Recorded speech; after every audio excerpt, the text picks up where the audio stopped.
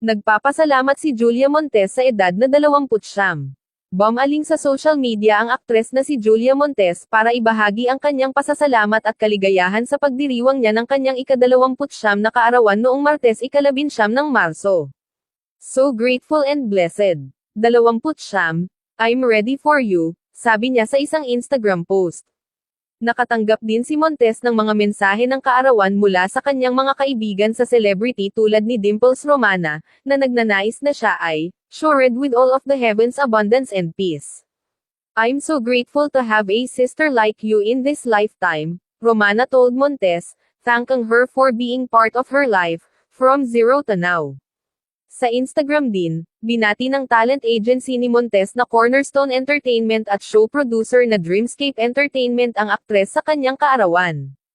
Bida si Montes sa romance drama movie na 5 Breakups and a Romance, na napapanood sa mga sinehan noong Oktubre. Huli siyang napanood sa telebisyon nang lumabas siya kasama ang kanyang long-time boyfriend na si Coco Martin, sa FPG's Ang Probinsyano, na nagtapos noong Agosto taong 2022. Noong Mayo taong 2023, kinumpirma ni Martin na nasa 12 taong relasyon sila ni Montes, na ikinatuwa ng kanilang mga tagahanga na matagal nang naghihintay ng anunsyo.